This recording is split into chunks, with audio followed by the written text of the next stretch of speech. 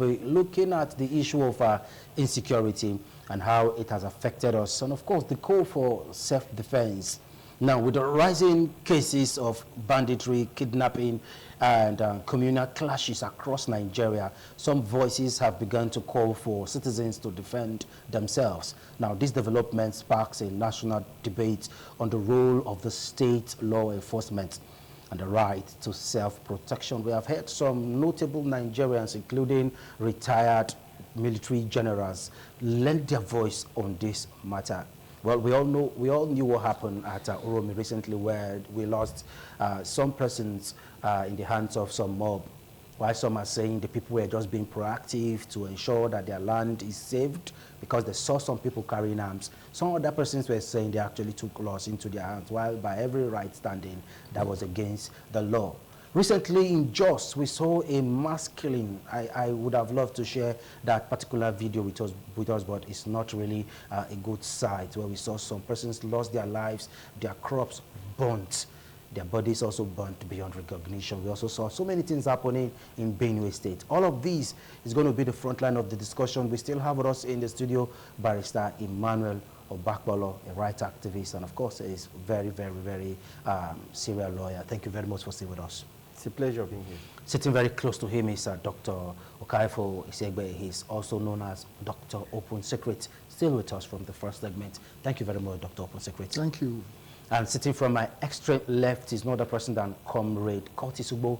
He's a rights activist and a very strong voice as far as the grassroots movement in Edo State is concerned. Thank you very much, Comrade Ugbo, for coming. Thank you for having me.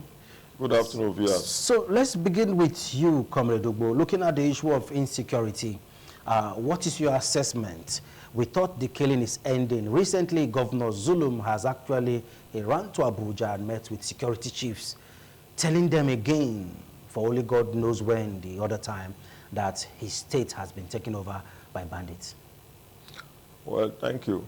You see, the problem started from the administration of General Muhammadu Buhari, who is a supposed general of the Nigerian army. He started this movement. First of all, I remember then the commissioner for police here in Edo State was collecting arms from the people. And I asked him, I said, Oga, how do you expect me to come and give you my gun that is protecting, I'm using to protect myself? If you have a licensed one. And I have a license to it. He said, no, that is the order from above. And I was sensing something. So at a point, the other time I went to his office, he got a call, and they were asking him, how many have you collated? He was trying to explain, at least I overheard what he was saying. You were there live? I was there live. You have facts Kukumo. and proofs? Yes. Okay. Then something told me that something is wrong. That was in 2015 or 2016, yeah, but when Buhari just came in. You know, I knew something was going wrong. All of a sudden, I heard that our borders were open for Fulani from other countries to come in. And after then, boom, our forest, the express road. I can't remember when last I traveled, even by the road to Epoma. I cannot imagine myself be taken into the bush by some dirty armed men, you know. So what they did was collect their guns, make them armless, let our boys go in. A Fulani man that is guiding cow, that doesn't even know, that have not seen 50,000 naira in his life, how did he get an AK-47? AK-47 is between the range of 1 million to 1.8 million. You understand? Nobody has monopoly of violence. Okay. So, you know, so Buhari started this thing, and the only way to stop it, because terrorist-minded people do not like peace. Okay, but they are making money from it, you know, so everybody has to be harmed. Like what the DSS Director General was saying. If you know that I have a gun and you are coming to my house, you should be prepared, you know. Okay. So that is the way it is. Well, I won't be coming to your house with... if you come, I'll welcome you with my own. Okay, let's... We all have to be harmed. Okay, that's on a lighter note. Let's come to you, Dr. Open Secret. What says you with the serious negative impact of insecurity on our economy and the lives of the people? Are you lending your voice to this call for self-harm? I think it's long overdue because the people who are supposed to protect us as a people, the security agencies, have not been able to protect us over the years. If you look very closely, since the 80s, there has always been bloodshed in this country. Kaduna riot, Kano riot, you have lived the note, you will be a witness. This one riot, the other one, we used to hear it like a fairy tale. Yeah. Until it landed on our doorstep here, to such an extent that we are almost like a captured people. Strangers, people who don't know.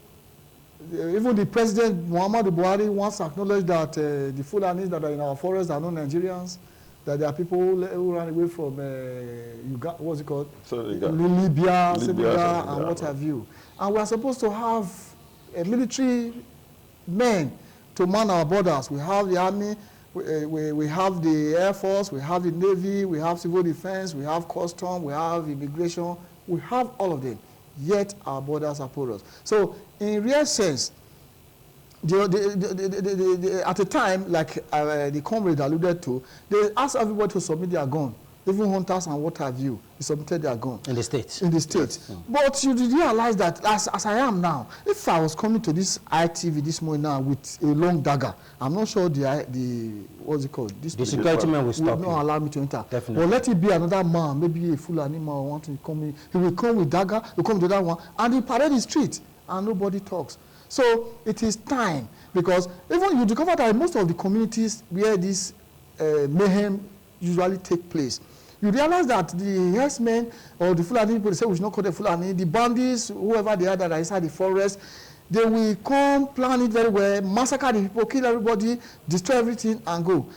For the next 5 hours, you will not see anything. But if the community boys want to come to say, oh, they have killed my mother, they have killed my father, that's when you now see all the military people, they now come and patrol everywhere. They are arresting the people. Okay. I'm taking it easy. So, okay. So in real sense, I know it is a welcome development, but it should be controlled. Okay. At least you get to a certain extent in society, you can easily go to where they are getting license for gun, you get license for gun, and you get to this. So that those we should all be licensed. Those who want to be licensed. Okay. Some people don't have the mind. But those who have the license, there are people who are ready to fight for the street. Okay. To fight for the community. All right. But they don't have anything. I'll get back to you in a moment. What does the law say? As a young boy, I experienced Zango Kataf crisis. You also stayed in Kaduna. I experienced the Sharia crisis. I also experienced the Miss World crisis. First hand. We were rushed to the barracks and we stayed there for about 2 weeks. No food. It was a serious experience. I experienced it. What does the law say? Well, the law prohibits the bearing of arms. Anything from, what do you call it, pump action. But just now... Anything from pump action? Pump action. So I can have ding gun. Yes. Okay. But just now, I want to tell you something. Between 1988, historically, between 1988 and 1996, a gang of people called themselves Fulani people tried to invade, because the international law recognized the Fulanis as stateless people. So they now felt that when you say stateless, they don't belong to any country. Okay. International law, we don't call it country, we call it states. Okay. With the capital letter just for the S. sake of our view. Yes. Okay. Now they now recognize that they are not part of humanity in the globe. They recognize that fact, and they decided to take a country as their home, so that they will not be people recognized to belong to a state. And they made an attempt to invade Central African Republic. And they met resistance. They almost conquer, because they believe in conquest. They almost conquer Central African Republic. But with the help of countries like Gabon, Cameroon, and others, helped Central African Republic to chase them out of Central African Republic. Then, when the man, Muhammadu Buhari, became the president of Nigeria in 2015, What did they do? Firstly, he appointed a man called Adamu as the Minister for Education. They removed history from the education curriculum so that you will not know your roots. Strategic, they came up with. And at the close of the day, was it a deliberate act? It was. Very deliberate. At the end of the day, they now started asking people to come and submit their arms. They opened the border. There was influx of Fulanis into Nigeria. And before you know it, boom, there was a bomb. And we are still battling with it today. And I tell you, it is not going to be an easy one. At times, when I'm passing through Okun to Ikadolo, I'll be praying and say, God, just help so that one day evil will not enter the mind of these people.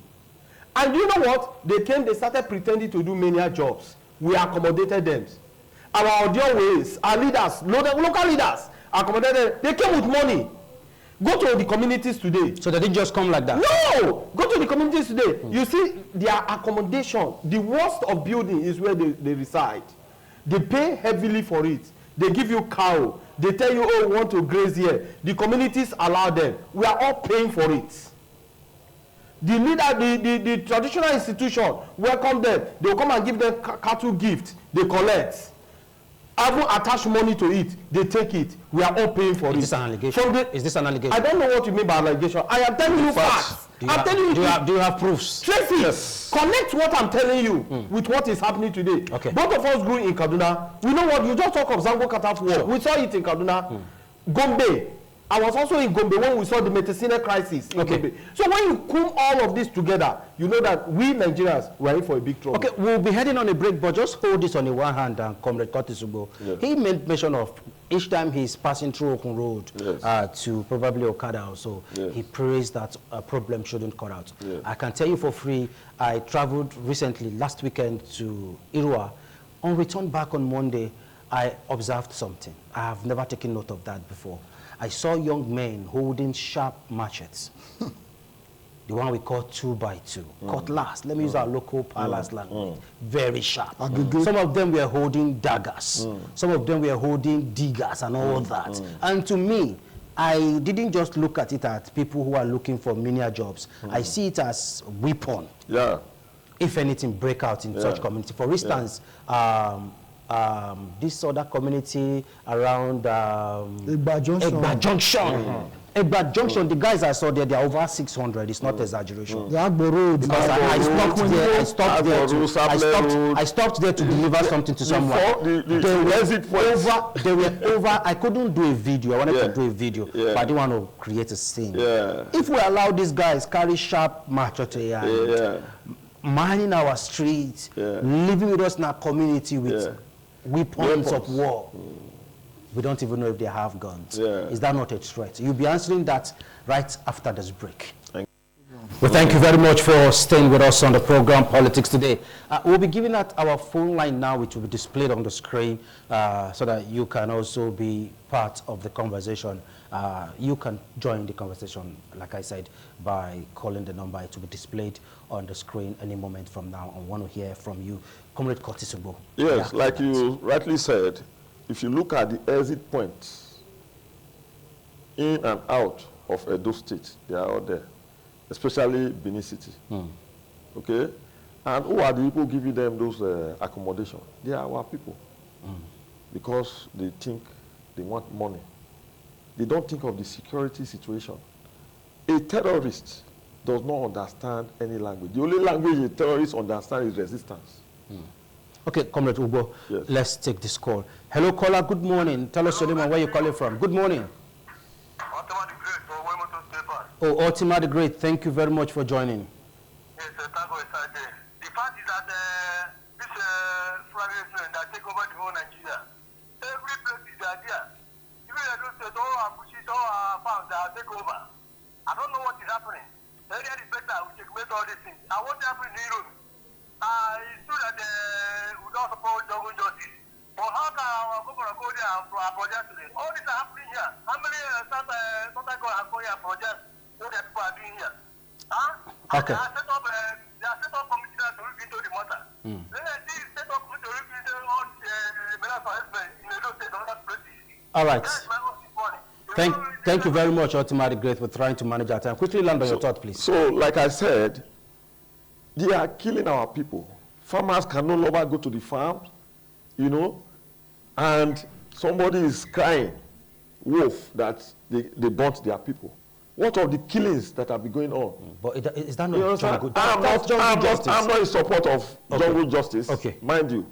But for the fact that what they have been doing, you know, when somebody you are attacking, you are pushed to the wall, you will react. That is what they saw that day. Okay. You understand? So no man has monopoly of violence, like I said. We should resist them. If I have my way, I will arm all the farmers. All the farmers. If you come to my farm, I kill you.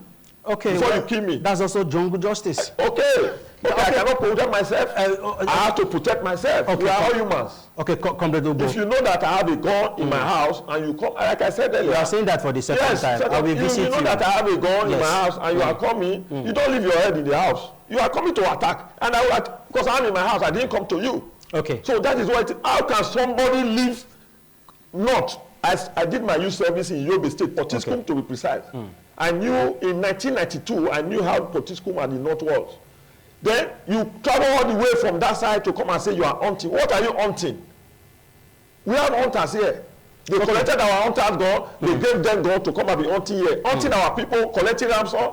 Okay. And you allow us to, you want us to fold down our hands and be looking at them? Let's get to Comrade Open Honor and Dr. Open Secretary. Dr. Open Secretary, he just mentioned something that is very important. If you, to an extent, if you try to go through PEC filling station here that's not far from us in the evening by 4 p.m., you see guys with bushmeat. They are not Edo residents. They are northerners. So what now happens to our original hunters who are supposed to take this as a means of living? They've actually been sacked from the bush. They don't go to do their hunting business again. It has been taken over by some other set of persons. Is that not an aberration? It's a calculated attempt to impoverish us in the South. Now, if you look very well, almost all the food items we consume now comes from the North. And they have allowed our people not to go to the bush. Now, they collected our hunters' guns, like our guys have just said. They collected our hunters' guns. And these other guys have guns to go and hunt in the bush. They will come in the pretense of we carry some fierce-looking dogs full of tied around with charms. I don't say it's only those people that comes with dogs that have charms all over their body, with charms. All the way, as for example, Edo State, we are a culture-intensive state. There are things that is against our tradition and custom here. Just like as I am here now, I cannot be so bold, go to the north and go and start selling pork meat in the public. Or I'll go and relax and take a bottle of beer and start drinking it in public. You know the consequence that will come. But these people, they will come here, they will damn all us, all norms, defile everywhere. And so I think we as a people, it's just that our government, for example, the governors, these are people who are supposed to have taken this responsibility. We cried about this into Obaseki. His SSA, Chris Osage, will come and tell us that he's good, he also in the north, so they will not stop northerners to come for Edo State just because of political patronage. So, but now, I'm using this meeting now to call on the Edo State governor. He's already the governor of Edo State. He should try to avoid what we sample call Ifiabedo. He should protect us. We vote him to protect us. He should think of how he's going to protect our people, not instead of going out there to we have a wider audience. What is Ifiabedo? Ifiabedo, that is eye service. Try to, in Benin, we always praise Oba. Praise Oba. Okay.